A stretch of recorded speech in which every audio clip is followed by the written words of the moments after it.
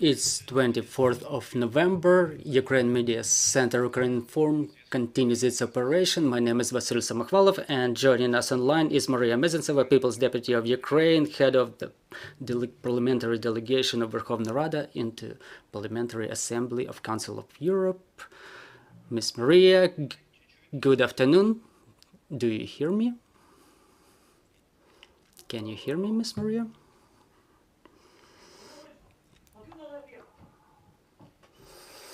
Unfortunately, we don't have proper communication. We will probably cancel this briefing since Miss Mariia is on the way. Oh, I apologize. Miss Mariia is back online. Oh, can you give me at least 2 minutes? We will try to sort things out in a prompt way. Miss Mariia, the question to you as to the person who represents Ukraine in Europe, specifically in Parliamentary Assembly of Council of Europe. Yesterday, the European Parliament approved the resolution on recognition of Russian Federation as the state sponsor of terrorism. The question is simple. What's going on? What's coming? The answer is simple. The power of word is very big. During the last meeting of the Parliamentary Assembly of Council of Europe and Parliamentary Assembly of NATO, Russian regime was recognized as a terroristic regime. In Parliamentary Assembly of Council of Europe, they came further.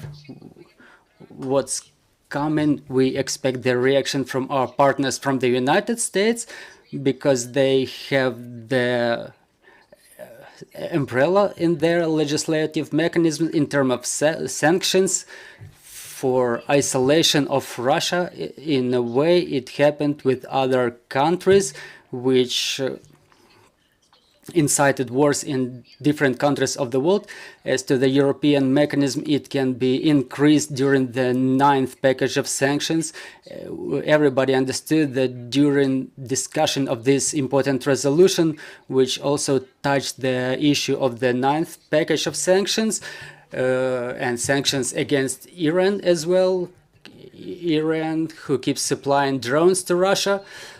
There is still an issue of the components of spare parts, but we are sure that it will enable all our partners to unite so that the 9th package of sanctions will be imposed on energy sector, embargo on diamonds, and prohibition for acquisition of real estate and money laundering and export of funds of Russian oligarchs and those who support the terroristic regime, the war of Russia against Ukraine.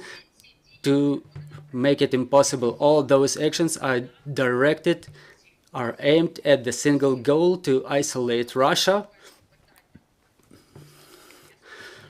to establish justice. It's the application of the most up-to-date ideas in international law, creation of special tribunal for Putin and his close circle. It's the issue of one single crime, the aggression of Russia against Ukraine,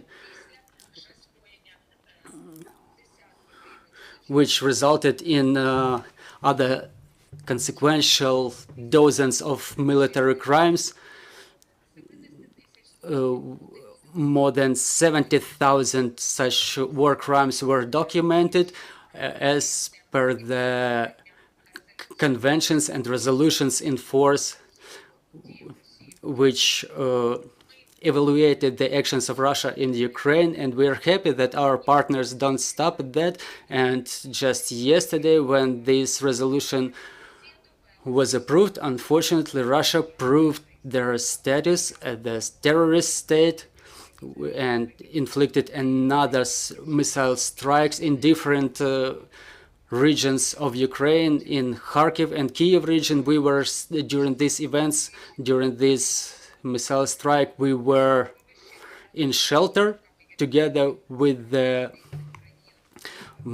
ministers of different countries of European Union, headed by the Minister of Austria. To say they were shocked is to say nothing. They're coming back with very powerful messages to their countries, to the governments of their states, and yesterday's resolution of European Parliament, it was discussed less in the mass media about how the European cities under the umbrella of European unions, how they will provide generators to Ukraine as a part of their, as the component of their support to Ukraine. And we're on the advocacy tour for the tribunal against Putin, and there are many echelons of military aid coming our way, and we're happy to see that our military gets support, not only verbally, but some concrete help from all over the world. And this support increases, and after strikes like yesterday, and that one which happened on the 15th of November and the yesterday's strike, we get support in power sector and ecology, and the crimes. There is a new notion of the crimes against humanity, and there is also a new term such as ecocide, and all the partner states, they support us. We will have questions in our studio. Ms. Mariia, a question from Ukrinform. In your opinion, are there any instruments for additional pressure on Russia? Because upon the resolution of the European Parliament, there are new strikes on Ukraine, and we've seen the sledgehammer. Talking about sledgehammer, the head of military corporation Wagner, in response to this resolution, he handed the sledgehammer drawn with blood, and this is so-called the reaction of Russia to the sanctions. Dear friends, I haven't heard a part of the question. I apologize. The connection is stable now. I think I have to answer. I started talking about the strikes. There is a direct correlation. Our diplomatic victories, just like it happened at G19 meeting or G20-1, the summit at Bali, like right away as the Minister Lavrov departed, the strikes began. And I think that this is yesterday's strike is the reaction to the resolution, and I think there will be more drastic reaction to other resolutions. Well, they cannot win in the battlefield against our military, but in the diplomatic field, they cannot win either. There is no country on the map of the world, and maybe even Iran will review their policy under the pressure from such country as Israel, who already made their statement as to the military support to Ukraine. But so we're witnessing very non-standard resolution by the Parliamentary Assembly, who are taking care of such issues as human rights, and OSCE, who react promptly, and taken 3 assemblies, NATO, OSCE, and EU.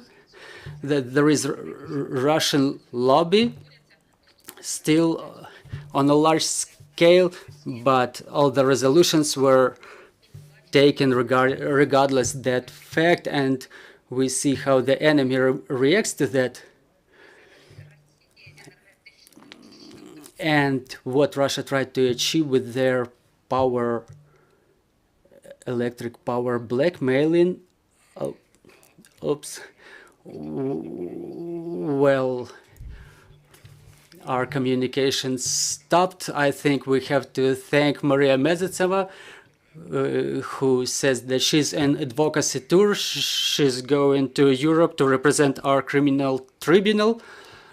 But still, she was able to set up communication with us. Our next briefing is at 1300. Joining us in this studio will be Denis Marchuk, the representative of Agrarian Council of Ukraine, and we will talk about the situation in agrarian sector. At 13:30, joining us online will be Yuri Ignat, the spokesperson of the Air Force Command of the Armed Forces of Ukraine, who will tell us about the aftermath of yesterday's strike on Ukraine. So see you shortly.